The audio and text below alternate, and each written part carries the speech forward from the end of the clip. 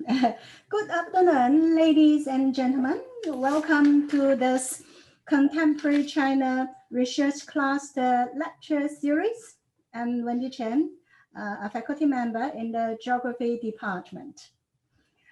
We are very happy and honored to have Dr. Kim Van Lim, an old friend, to give a talk this afternoon. Dr. Lim is senior lecturer in economic geography in Newcastle University, UK.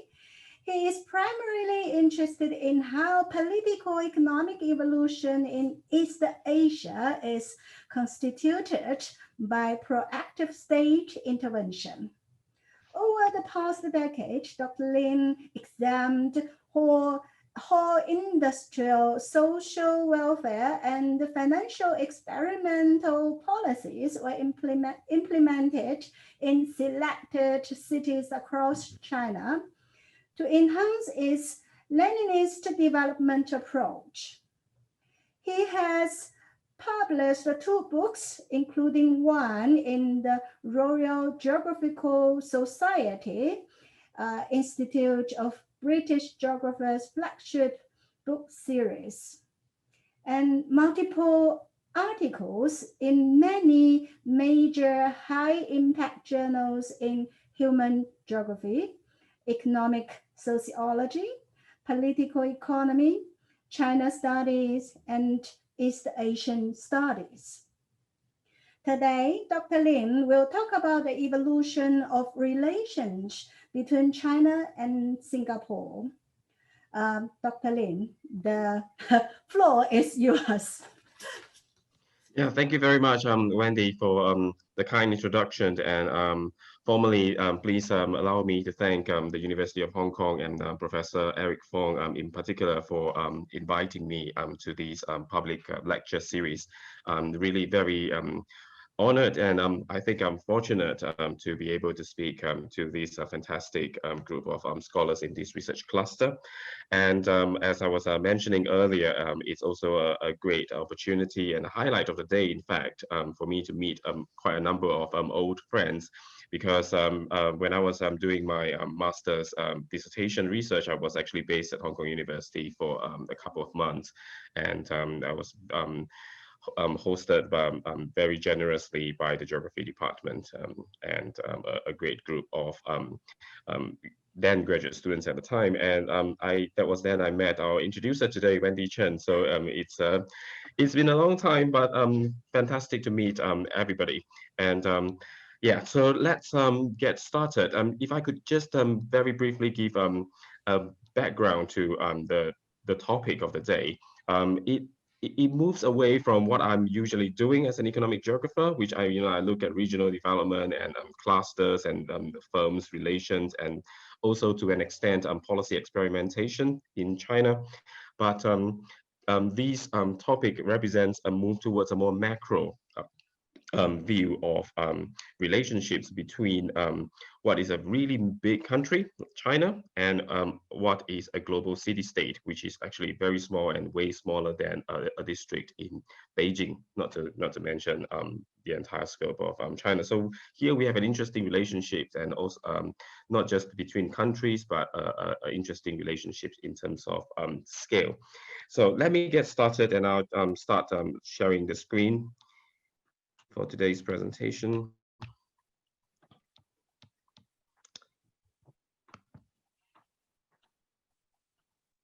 Yeah, I hope everybody can see the screen now. Yeah, so the topic of the day is the evolution of Sino-Singaporean relations from a historical geographical perspective. And the purpose of adopting this analytical approach is two-pronged. First, I would like to offer a historical view of the evolution of these relations that leads up to the contemporary moment, where I would like to introduce a couple of research questions that continue to fuel my interest, and maybe we can continue the conversation from there, and potentially identify new threads for discussion, as well as even collaborations. So let me get started on the framing for the presentation. I would first introduce the concepts that would affect the analysis for the rest of the presentation in the first part of my talk. Second, I would look at Sino-Singaporean relations from the Chinese angle. So how did China engage with Singapore historically since the 50s and 60s until the present moment? And then we will change angle and we will look at these relations from the Singaporean angle and how Singapore engaged with China during the same period of time.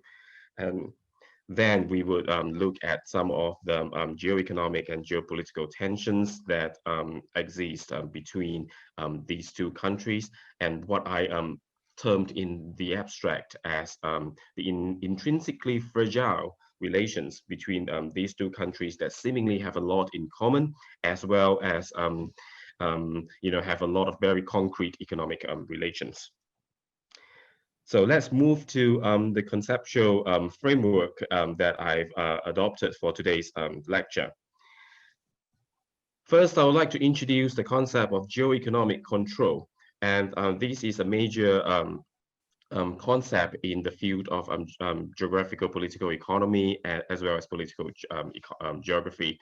And it is briefly defined as commercial or economic dominance without direct political control over territory. So this means that a country would seek to exert dominance and maybe a strong influence, but without directly occupying a particular territory. And these concept has been in existence for quite a while, but it gained further prominence after a paper from Deborah Cohen and Neil Smith appeared in 2009 that looked at the tensions between geoeconomics and geopolitics. For Cohen and Smith, geoeconomic calculation drives the state to become an entrepreneur in its own right, a player in the market first and foremost, rather than a regulator of the market's excesses. So the state becomes a very proactive player, all right, in the global system of capitalism. All right, it does not stand back and regulate any so-called externalities or excesses in relation to the market.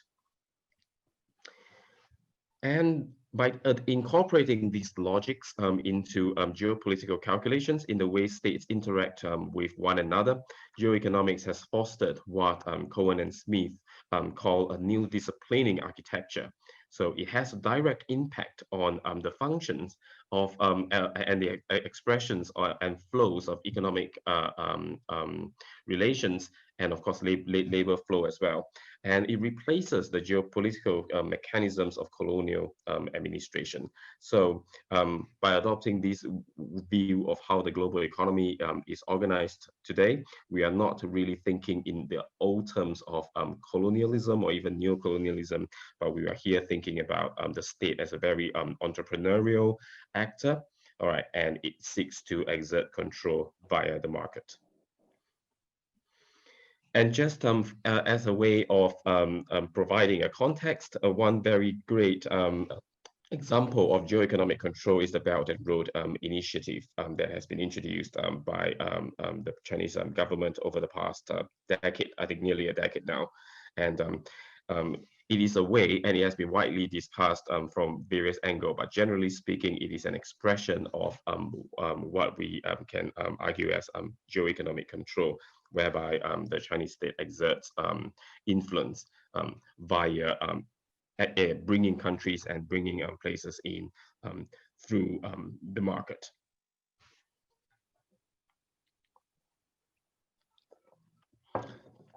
Geoeconomics come in tension with geopolitics because geopolitics still exist. And I think the recent US-China trade war and the geopolitical spat and its resultant impact on geopolitical relations in the region just remind us that geopolitics remain very much alive. And Cohen and Smith were quick to emphasize this, that geopolitics as a territorial expression of power the geopolitical calculations of countries have not been extinguished by this rise of geoeconomics, but it has now been significantly circumscribed and reworked. So when geopolitical calculations are taken into consideration before, let's say, for instance, the decision is made to launch a war, a lot of consideration is given to what kinds of impact it would have on market and global economic integration, because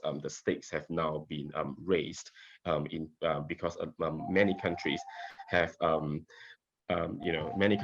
now being functionally integrated economically. Please excuse me.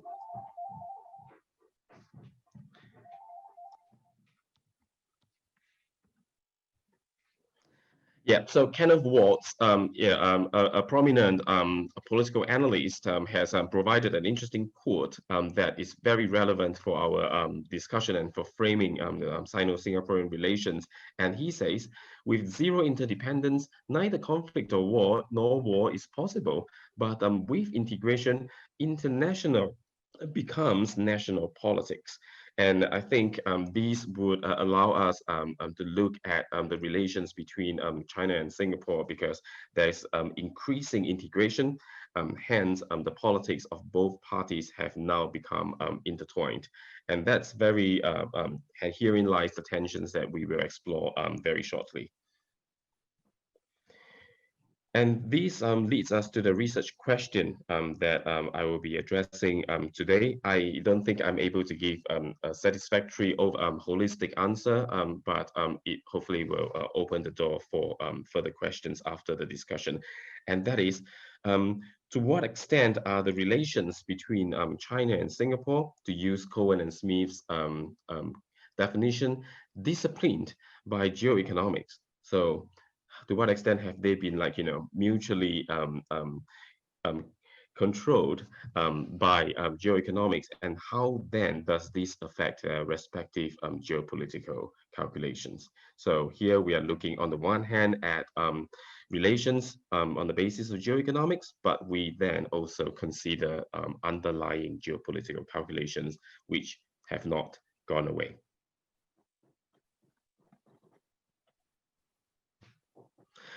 And let's move to the next part of the presentation, which is we'll look at Sino-Singaporean relations from the Chinese angle.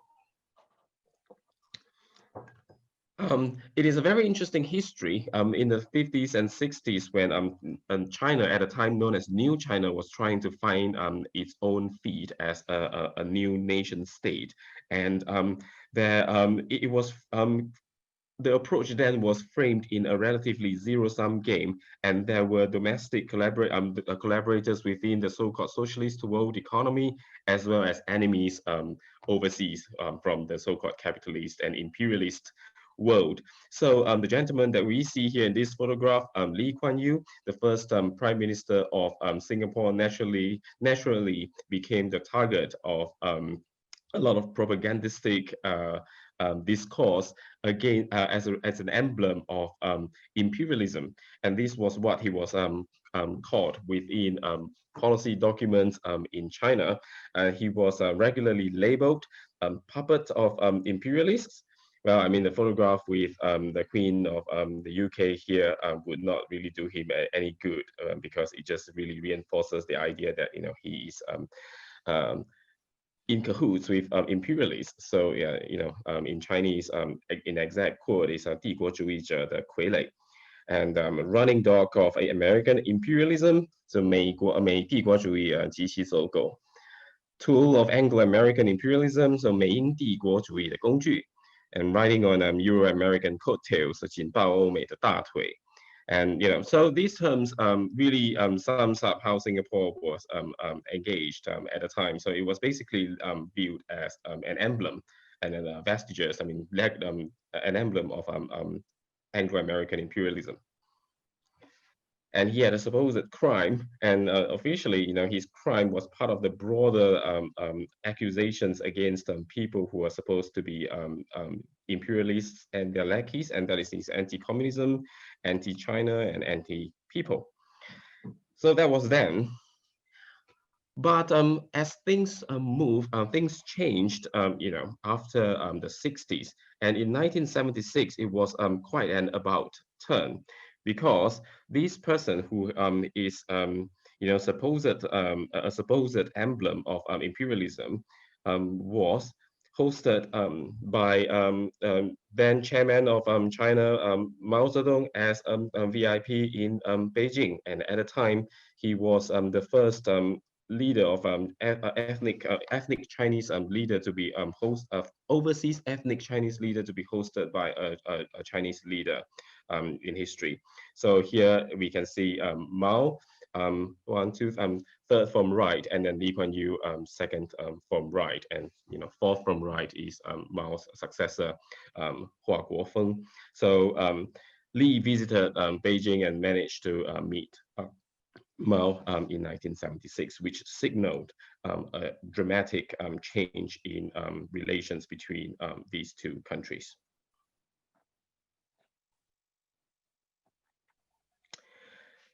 And things began to move in the opposite direction after Deng Xiaoping took over as the paramount leader of China, because the key economic strategy which all of us know at this point after 1978 was gradual economic integration at a global scale, while oh, sorry for the typo, while reinforcing the rule of the Communist Party of China. So Deng visited Singapore very quickly after he took power in 1978 as part of his Southeast Asian tour. And he immediately identified Singapore as a model of emulation. So at the time, although Shenzhen was identified as one of the main special economic zones, he actually, if I'm not wrong, he actually didn't visit Shenzhen until 1984. And one of the first places that he went to was to Singapore, rather than to the special economic zones where the reforms were supposed to be implemented, because he was looking for inspiration. And one of the places that he identified, and which had a strong imprint on Chinese political administrative evolution, was Singapore. And subsequently, he started sending cadets from the party to Singapore for study trips and for training in Singapore. So this continues to the present day. And from my last review of the statistics, I think for medium level general cadets who have been trained at the 3 universities in Singapore, I think the number is more than 50,000. And annually, there are people who are sent to Singapore for various levels of training.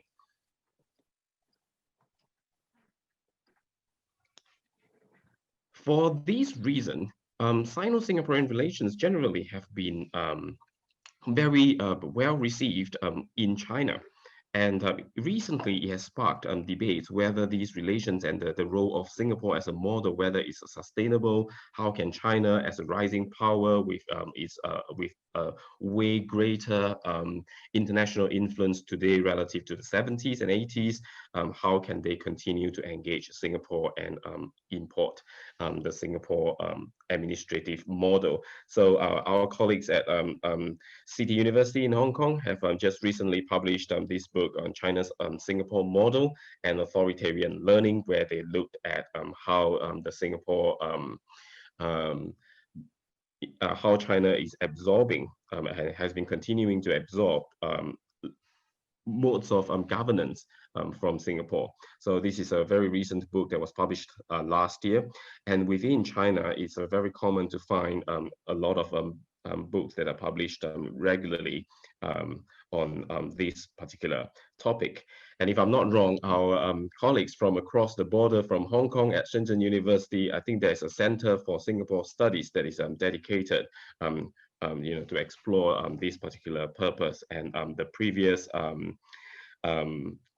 party secretary of Guangdong, Wang Yang, who is now obviously in a senior position in Beijing, he took a very special interest in engaging Singapore. So it's not just Deng, it has continued to impact subsequent CPC leaders in terms of how to continue to absorb ideas and policies.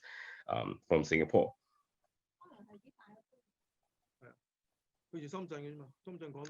So this is the China angle. So in summary, we can probably put it this way, that it has moved from a very antagonistic angle in the 60s and early 70s to something that is gradually more engaging, and then the about turn becomes completely swung in the opposite direction when Singapore was identified as a model to emulate. But how is China then viewed and engaged from Singapore? That's a very interesting angle as well. And again, we go back to the 60s. In Singapore, it's a city-state that is, I think, way smaller than Hong Kong in territorial size, and in the population today is about 5 million. All right, but in 1965 there was only 1.7 million people, and it was a very unstable situation at the time, and geopolitical legitimacy was a central calculation. So how to define such a small place as a country. So it sought to gain a lot of geopolitical legitimacy.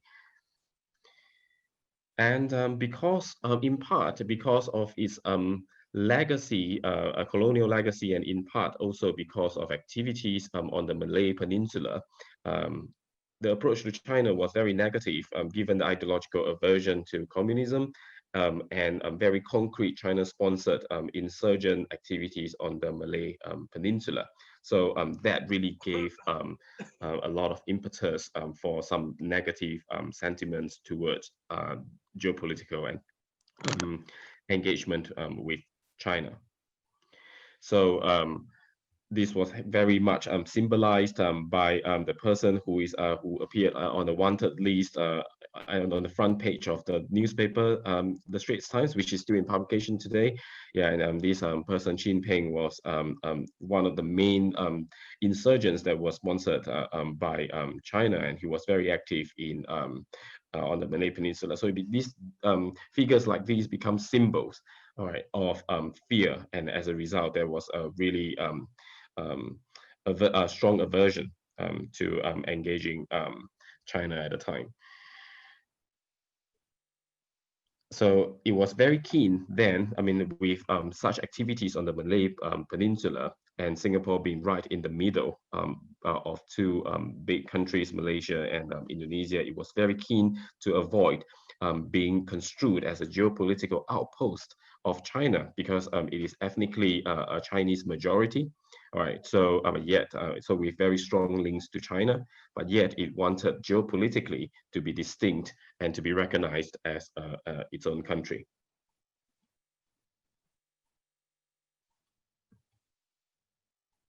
And there's another particular geopolitical nerve, as I call it, and that is Singapore's relations with Taiwan, which continue to be an issue today, as I will elaborate in a moment. Yeah, so it has very good relations with Taiwan. And in fact, in the early 70s, arrangements were made to establish military training with Taiwan that continues to this day, and it is called Operation Starlight. And this military training pact was established in 1975, where soldiers in Singapore, and I think I'm not just for the purpose of context, 18-year-olds in Singapore will be drafted, males will be drafted for national service, so you have to be trained in the military, and some people will be selected to go for training in Taiwan. And initially, Taiwanese military officials were invited to Singapore to train the first batches of Singapore military personnel. So with such involvement and with China-Taiwan relations at the time, we can imagine, how Singapore would be viewed. But, there was a very active engagement with Taiwan. And interestingly, today, this engagement, from a Taiwanese perspective, is still viewed as a diplomatic victory. And obviously, it is a geopolitical nerve because, China's greater influence today, just really, and it's I think even a stronger resolve to reabsorb Taiwan into the net back, for the term is unification, right? To unify Taiwan, all right, really continues to add some tensions to these relations because, you know, Singapore and Taiwan continue to have very excellent relations, both in terms of economic links as well as military ones. And the more confusing thing, I think, for these relations, there's a lack of clear-cut distinction was Lee Kuan Yew actually met with Jiang Jingguo, which is the son of Chiang Kai-shek, in Taipei in 1973, before he went to meet Mao. And then later in 1989, he met with the subsequent the president of Taiwan, Li Tenghui, who was later really much viewed as the first antagonistic figure, in China-Taiwan relations. So Li meeting these leaders from Taiwan added further tensions and uncertainty to Singapore and China relations.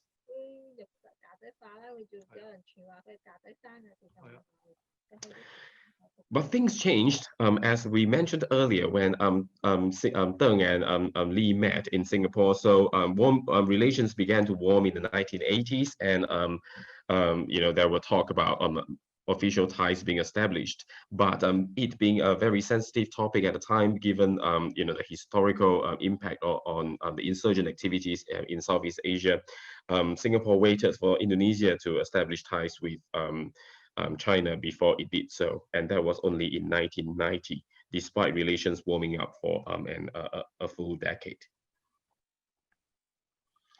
And then after the 1990s, the focus quickly became geoeconomic, and the establishment of government-to-government developmental projects, whereby know-how was transferred specifically to cities in China.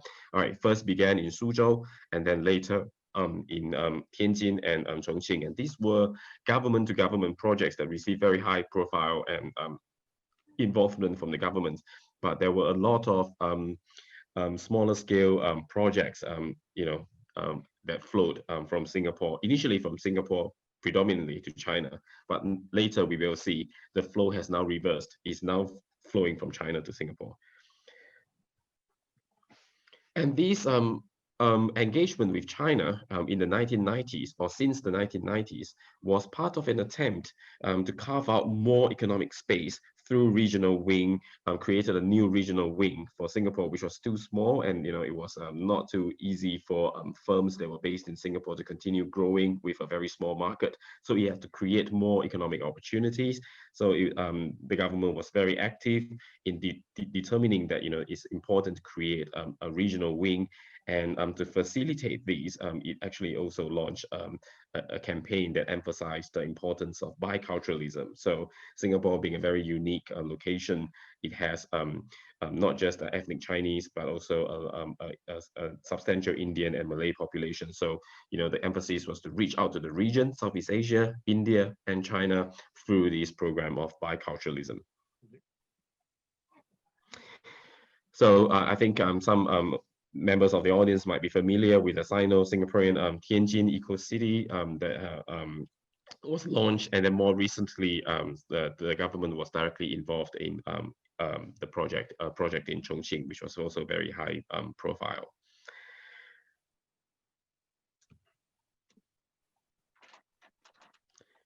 So underpinning these engagement is a geopolitical calculation. So, I mean, although I think our understanding today of Singapore-China relations are very much shaped by geoeconomic impressions, there's a lot of flows economically, but underpinning these is a key Singaporean foreign policy strategy, and that is to enlarge its international importance. And it has always sought to do this by making itself relevant to the international community. And it hosted the first meeting between the China leader, China President Xi Jinping, and Ma Ying-jeou a few years ago. And more recently, it hosted the meeting between Donald Trump and Kim Jong-un. So, there is a very clear and geopolitical logic to engagement, here with China, even though the economic and the geoeconomic relations appear to have a disciplining impact on these two countries.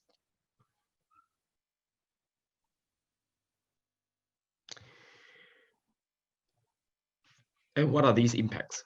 Right. So a quick look at statistics. China has become Singapore's largest trading partner since 2013, and Hong Kong is second. So if we take both Hong Kong and China combined, Singapore's direct relations with China and so-called Greater China is absolute in terms and relative to its relations with other parts of the world. And this is a major evolution because if you just rewind 25 years to 30 years ago, the proportionate role of China is way, way smaller.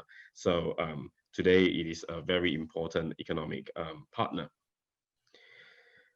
And a very interesting thing here is also Singapore, as a base for many transnational corporations, is also the largest foreign investor in China. So a lot of capital go through Singapore and then re-enter China. And there was a major government-to-government developmental project launched in Chongqing, as I mentioned, and this further signifies the key political will to engage and absorb urban governance and related policies from Singapore. So that was opened in 2015, and I think it has grown quite significantly since then with quite a number of high-profile real estate projects. But I think the greater emphasis is to continue to facilitate the transfer of policies and know-how. And the interesting situation here is Singapore is one of a handful of countries with bilateral free trade agreements with China, the European Union, and the USA. So if you are a foreign firm and you would like to locate in Singapore, you can enjoy access to these markets. So it is a very interesting development. And so if you are in Singapore, you can really access China as a free market, but you can also access EU and the USA. So initially, that was a very exciting prospect for firms from Europe and the United States. But now it is also a very attractive prospect for firms in China. So very quickly, we can see that overseas investments from Singapore to China and Hong Kong has grown significantly, especially after the global financial crisis, where it just grew very sharply. And China outward direct investments grew quite a bit, relative to 2008, where it was just 1.55 billion. So now it averaged around 6 billion. But recently it has gone up again, and they are not captured by the statistics here. But there's a significant increase in investments from China to Singapore, which is a new and emerging trend, right? Which shows that Singapore is not just used as a base for firms to enter China, but actually it is also increasingly viewed as a place for Chinese firms to invest in. But the picture is very rosy on the economic front. But geopolitical tensions continue to underpin these and add fragility to these economic relations.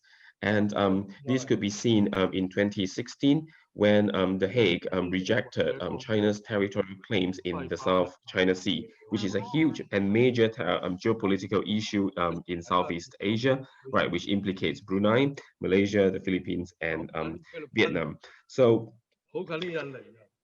the Chinese state refused to recognize the ruling.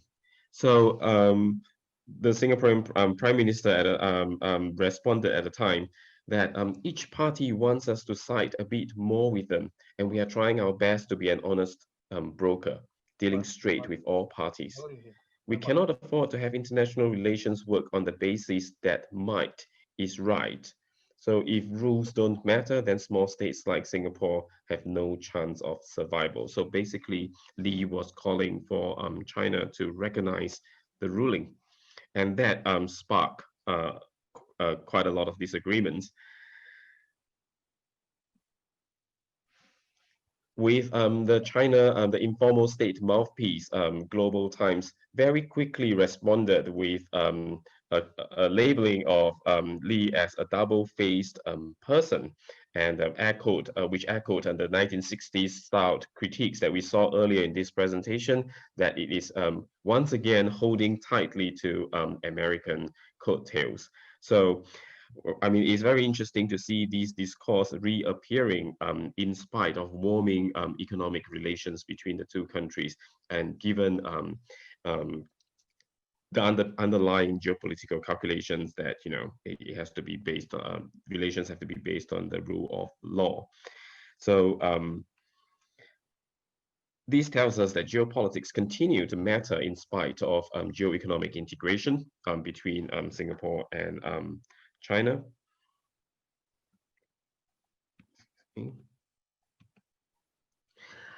And I think to further understand these tensions and how China feels about these relations and the role that Singapore should play where geopolitics is concerned, I think is worth reading these in full. Singapore maintains a special position in the worldview of many mainland Chinese. The majority of its population have Chinese ancestry, and it values Chinese traditional philosophy and ways of life, although it's a modern state built on the basis of Western democracy.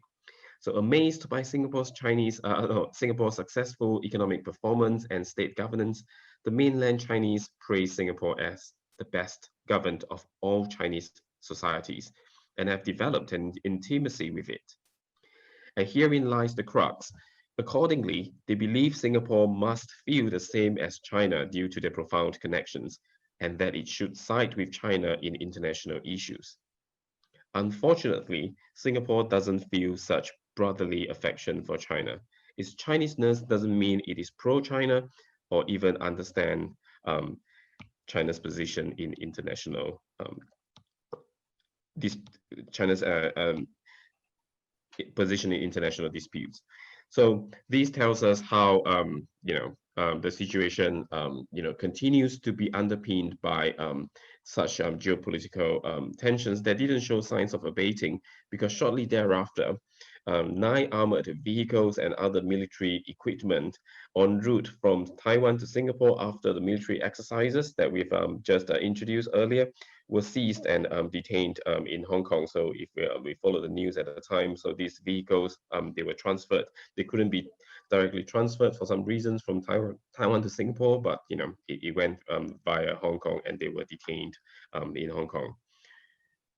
So it created a difficult diplomatic moment that reinforced Singapore's close links with Taiwan, and that just was brought to the fore again. So from Southeast Asia, the disputes in Southeast Asia about the claims in the South China Sea, another major geopolitical nerve came to the fore with the detention of these vehicles.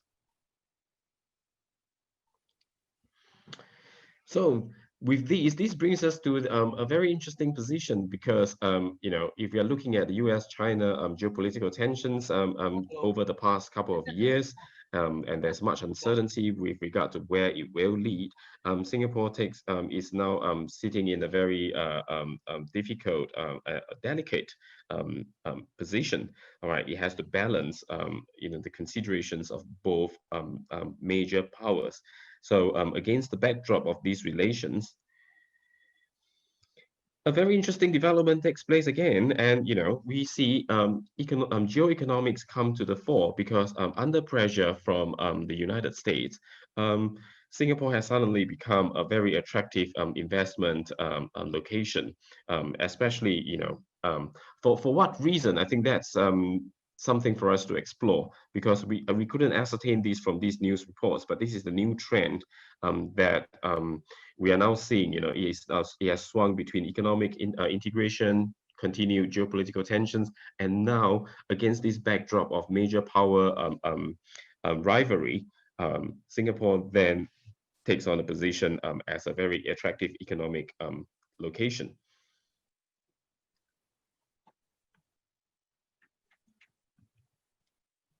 So a few developments occurred over the past year, and now we are back to the present.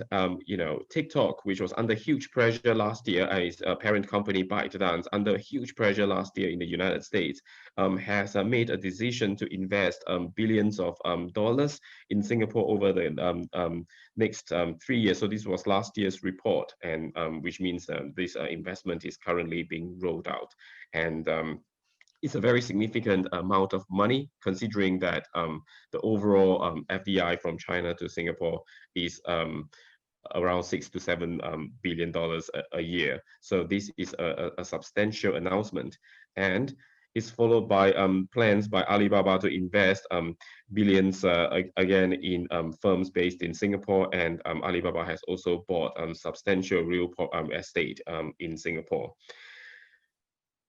And then Tencent, another major IT firm from China, is the latest to, is also expressing investment plans to move operations to Singapore. So these developments captured a lot of international attention, and the focus here is Singapore is now appearing to become a hub for Chinese tech, all right, amid US tensions. So in a way, Chinese firms want to find a place that is open and is able to engage with its markets without it being impacted too much by tensions with the United States. So in the Financial Times and the BBC both, have caught on this new trend, and it involves a huge amount of capital, and that is the tech and finance groups from China are moving a lot of capital to Singapore in this latest expression of geoeconomic integration between the two countries. So here we see a change in flow from firms moving from Singapore to China in the 90s and early 2000s to very large-scale capital investments from Chinese companies in Singapore.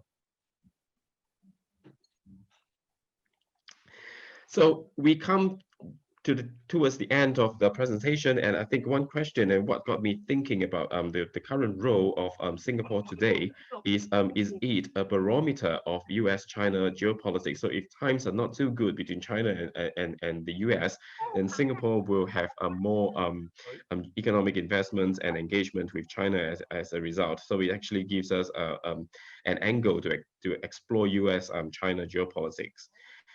And part of this reason was Singapore has signed 24 free trade agreements in total in 2019. So it is a very open economy in concrete sense, because firms in Singapore will be able to access so many different markets literally on a free trade basis. So the same goes for American firms. So Singapore offers this spatial fix, if you like, for Chinese and American capitals seeking to access Chinese and American markets indirectly. So the US continue to be the largest source of FDI for Singapore. So how this is done, what kinds of connections are made between firms, that are based in Singapore, between the US to Singapore, and then from Singapore to China, I think is a key research question that can be explored and needs to be explored. And, it continues to motivate me, on this topic, which leads me to the conclusion, and hopefully, we can open this up to our conversation very shortly. And to return to Cohen and Smith's definition on geoeconomics and geopolitics, we are looking at Singapore as Sino-Singaporean relations, from a new angle, and its geoeconomics has taken on this new disciplining role. All right, alongside classic geopolitical calculations. So yes, there are ongoing geopolitical differences. There are spats, and they continue to call names, right? But in actual fact, there is a lot of economic integration between these two countries. So to quite an extent, while Singapore's value as a political model for China is gradually reduced, especially when China has a clout that it has today relative to even 20 years ago, it continues to offer unparalleled access to sensitive markets from a very neutral platform. So Singapore offers access for firms from both the US and the EU to China and to parts of Asia, and also for Chinese firms seeking to access these markets. And we might want to look at Singapore as a barometer for China-US relations. Capital flows in and through Singapore reflects the degree to which both countries are willing to compromise on their geopolitical differences in order to sustain the transnational capital accumulation process.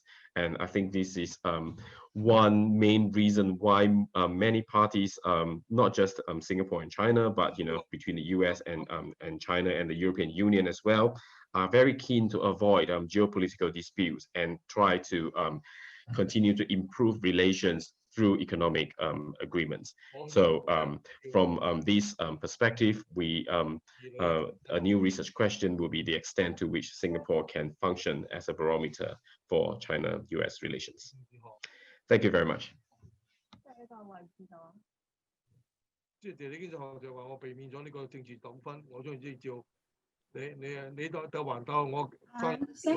you very much, Dr. Lin, for your interesting talk. I think now I know a lot about the real relationship between China and Singapore. Now is the Q&A session. Our audience, you're welcome to raise your questions. Okay, so now I have one in chat. Let me see. Your emphasis seem to be on geo-economic control and economic self-interest, and you emphasize the wish of Singapore to enlarge its international importance. How do you see the regional geo-economic rationales of both countries, the long-standing political and diplomatic pragmatism characteristics of China, and individual and corporate economic players in both countries playing a role in China and Singapore relations? That's first a question. And the second one is, if possible to answer a second question, I would like to ask you, how do you see the choice of Singapore by China to train and educate Chinese professionals and civil servants? Yeah, thank you very much for the question. I can see the question in the chat. If I can have a very quick moment, let me digest the first question, which is fantastic. So the regional geoeconomic rationales of both countries.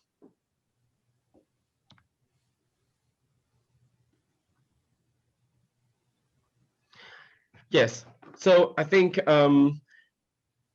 in terms of economic rationale, I think historically, if you take a historical approach, it might be more to the extent of China initially wanting to look for a model, and it gradually started on that path. So it was more like improving relations originally, with China taking a keen interest on absorbing the way that a city or a country could be managed. Whereas I think for Singapore's perspective, it was initially more geopolitical. So it was very tentative, especially in the 80s, with Indonesia and Malaysia not having diplomatic relations with China yet. So the angles from which both parties approach these relations were different.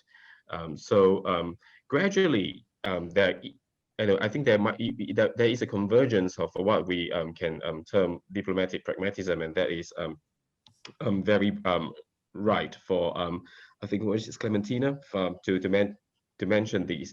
And increasingly, and this ties into my point in relation to the question, corporate economic players begin to be more involved, and that changed direction. So Singapore corporate players and firms based in Singapore at the time became more involved, and today we see major corporations from China become very involved. So there is a lot of pragmatism here. And this ties into the argument, and I think this is what made Cohen and Smith's concept very relevant for this talk, and that is geoeconomics has the key term is disciplining. It has a disciplining role in terms of managing geopolitical differences and geopolitical relations.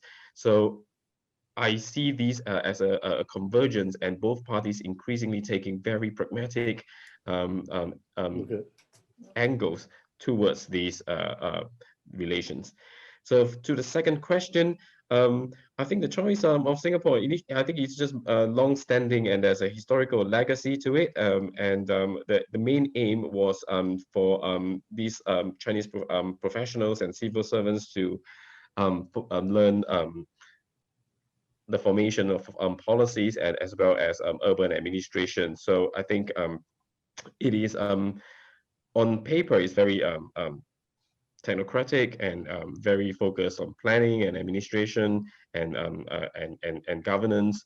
So I think that the choice was initially based on how to successfully and efficiently roll out these policies using an authoritarian from an authoritarian vantage point. But recent developments in Singapore, as well as China's growth, has changed this. So we are still is quite uncertain how this program will evolve. Okay, thank you very much. And now you see we got more and more questions. And this one I'm also very interested in. Can you maybe speak a little bit about the extent to which Singapore's current role as a sort of middle ground for the US and China was until recently Hong Kong's, which means Hong Kong maybe has been served as the middle ground. And to what extent do you see Singapore replacing Hong Kong to this end? Is that possible? Is that the right direction for Singapore to really replace Hong Kong and to be the middle ground for the two largest economy in this world? Yes. The short answer is no. I think the scale of Hong Kong's integration with China is unique, and we just need to look at the size of the stock market to know, and to look at the volume, and to look at the size of trade between Hong Kong and China. I think the role that Hong Kong plays with China is different to the role that Singapore is playing, because I think one important thing and maybe an advantage for Singapore is its ability to strike these free trade agreements with so many countries, and is jurisdictionally independent from policies that are made in China. But Hong Kong has a huge advantage in terms of its integration with China, because I mean, for clear historical reasons, as well as the amount of expertise that has been built up over the past 20 to 30 years. Like, for instance, the internationalization of the renminbi is 75% based in Hong Kong, so that cannot be replaced easily, if at all. All right, so and there's another topic that I'm very interested in, and so but the role that places like Singapore will play, it might more be in future playing as an alternative for China to engage the global economy, especially as it seeks new angles to enter markets in ways that may not be possible via Hong Kong. So we are still not very sure about Hong Kong's position at the moment, in spite of it coming under pressure from the US over the past year. But I think in the short term, given the amount of capital that's invested in Hong Kong and the amount of firms that are firms from China that are listed on the stock exchange, we are talking about a very different scale of integration with China here. So I think Hong Kong's role is very much prominent, at least in the short to medium term. But that's my interpretation. Yeah. Okay, thank you very much. But I'm not sure whether this kind of high-level integration between Hong Kong and China is really a advantage or a disadvantage, right? So we got another question. Can you discuss?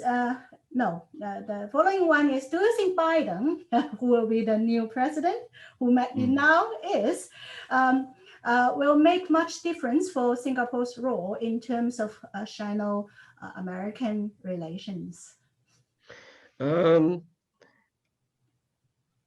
I am I'm providing a guess here. I think I'm providing a guess based on the Democratic Party's general line, which is very economically friendly. So I think Biden's presidency would actually just smoothen relations for economic flows. But whether it affects Sino-American relations depends on the extent to which Donald Trump's policies would impact on Biden's ability to engage China. So if some of Donald Trump's policies are set in stone, like its decision, its decision to not recognize Hong Kong as a special territory, if that has an impact, then Biden's ability to make changes will be much reduced. So we will have to wait and see. But generally, historically, they have been very economically friendly. So in that sense, there's from a geoeconomic perspective, there is a cause for optimism because geopolitically, it appears that they are less likely to adopt a more antagonistic angle relative to Trump. Okay, thank you very much. And we got another one. Can you discuss the sudden dip in Chinese ODI in Singapore in 2016? You saw those number in your slide. And did it have to do with the spot? Would you not say that geopolitical imperatives determine geoeconomics in that case instead of other ways? It is possible, but I cannot identify a definite causal relationship to these because subsequently from 2017 and 18, it seems to level out at about 6 million to 7 billion. Oh, no, 60, I think. Yeah, it leveled out after 2016. So it might, to an extent, be related to the geopolitical imperative. And I fully agree with this point that it is very important. But I think in 2016 and 2017, at the time, I think the consideration within China was also to rein in the amount of overseas direct investments because there was a fear that the so-called, well, Belt and Road was still very new at the time. But before that, I think a lot of our members in the audience would know in the early 2000s, China already launched this Go Abroad program, which is a 走出去计划. So this Go Abroad program has been intensified after the global financial crisis, and there was a lot of overseas investments from China to other parts of the world. So there was an attempt within China to rein back these outward flows of capital. So it might, to an extent, be related to that as well if we look at the subsequent trend of investments leveling out after 2016. And the main change came very recently over the past year, again, with the announcements by these major tech firms to invest such a large amount of capital in Singapore, which then, would may affect the latest figures. But I think it might be a combination of factors. Okay, we got two more questions. Can you please explain what role Singapore holds in leading ASEAN in global geoeconomical and geopolitical plays? Yes, ASEAN, for those who are not familiar with this organization, so it has been in place for a long time, and it's a major organization that creates a harmony within Southeast Asian nations. So it's a very important body that signifies cohesion in Southeast Asia, and I think it has a very increasingly took on a very effective how do we put it, economic roles, but essentially is a very geopolitical organization, because at the outset, the main aim was to ensure that everyone comes together and, agree on um, um, ways of doing things, but on a very consensus-oriented paradigm. So, there's no cohesion between between partners that, you have to do this. So, it's more like a table for people to sit down together. So it's very geopolitical.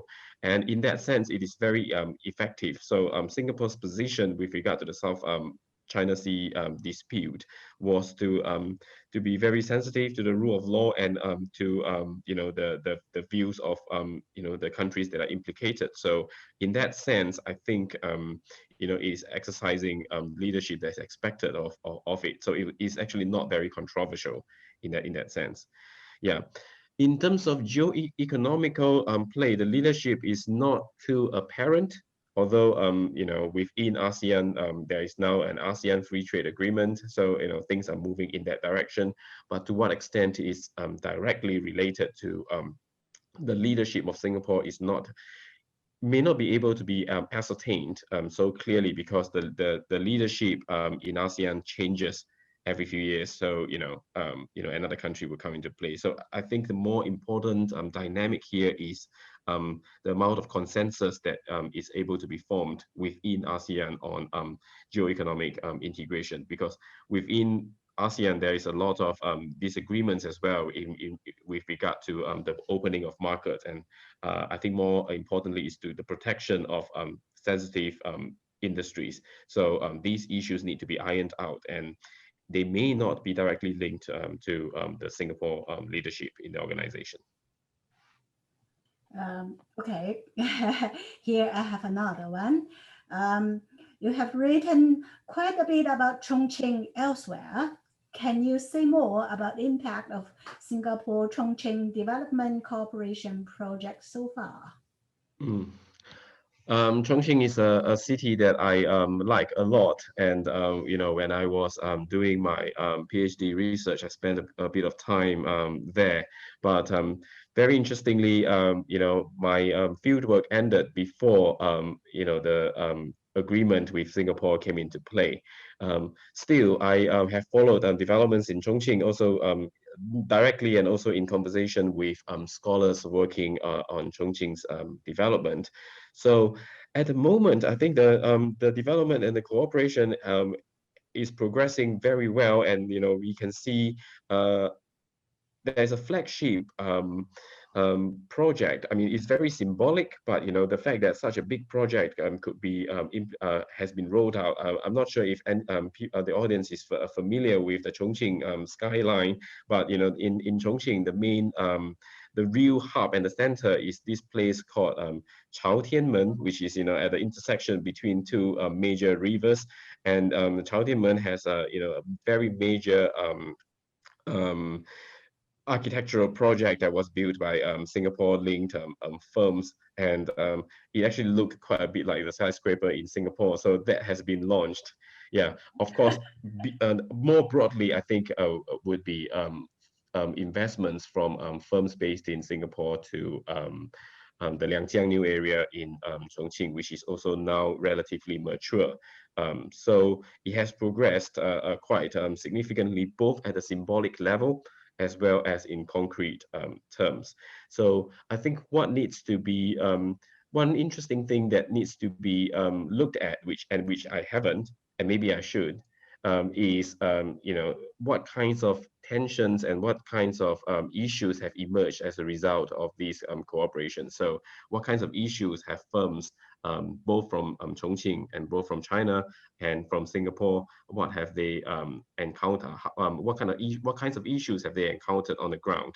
Just like research previously have highlighted, there were some difficulties with implementing projects in Tianjin, and there was a very well documented tension when Singapore firms were operating in the first big project in Suzhou. So this is an area of research, and I think it's a great question, because not much has been done on the impact of this cooperation over the past 5 years. This said, it's quite new. It's only about 5 years old. So, old enough for buildings to be built, but in terms of huge economic impact, we are not too sure. But I think it's a really open research question that needs to be explored more in detail. Thank you very much. And talking about the Chongqing project, actually, I didn't hear about the second phase of Tianjin Eco City. I doubt about the impact and so far maybe the success of the first phase. There were, as far as I know, there were a lot of problems and also controversies for the first phase of this Eco City project. So I'm not too sure about the like the nitty-gritties and the small details with regard to the rollout of the second phase, but my understanding is I think part of the issue, and maybe part of the audience might enlighten me on this, would be a seemingly common problem within the Chinese administrative structure of government officials, especially the more senior ones, to be posted and affiliated to a project for only a short period of time before they then move on to other projects or other parts of the country. And to some extent, it has affected the longer term implementation of the vision that has been laid out by these cooperations. So that was my understanding from the research that has been done on Tianjin. But it's a very interesting point that you've raised, in that the second phase continues to encounter difficulty with its implementation. So why that is the case, again, I think it may point out not the geopolitical differences, but in terms of the dynamics with interaction when firms from Singapore and China, they have to operate within the dynamics of the Chinese administrative hierarchy, and the way things are done within China. And I think that has a lot to be done, a lot to be related to these institutional structure within China. Thank you. And Professor Fong, our director, would you like to say a few words? Well, not much, but then I very much thank you for Professor Lim delivered this very interesting presentation. And I guess especially you introduce the idea of geoeconomic factors to understand about the international relations in comparison with the geopolitical factor we have been considering so far. So I find it quite interesting and quite stimulating. And as you know, that we are going to have another lecture series. I'm sure that Wendy is going to talk a little bit more. But thank you very much, Professor Lim. Yeah, thank you, Eric. Okay, so thank you very much, Kim. Please accept our sincere appreciation for the outstanding presentation you just have made. And it's very interesting to hear about those fascinating stories. And the slide you showed gave us a close look at the geopolitical and geoeconomic opportunities and tensions between China and Singapore. Yes. And thank you very much. Now I would like to make a small announcement for the next talk of the series. It will be held on February 26th, early morning from 9 to 10 a.m. The speaker is Diana Fu from University of Toronto. But at this moment, I do not have the topic and abstract. So please pay attention to our posters. And for all audience, thank you for being here with us. And I look forward to seeing you all in the following seminars. Yes, please could I thank everyone for coming. And if this area of research is of interest to you, I'll be very happy to take further questions or have an extended conversation via email. So please feel free to get in touch with me, because it's a great chance for me to speak with and to meet so many friends, in an Asian context here. And I think, I would like to continue to have conversation, especially I think the main point that was raised by one member of the audience regarding Hong Kong's role and its relationship between China, and also how Singapore might, and its potential relation with Singapore. I think that's also a very important point that we could potentially explore. So please do get in touch with me. And thank you so much again to Eric and to Wendy for very kindly hosting the talk today. Thank you. Thank you. Thank you very much. And that will be the end of this seminar.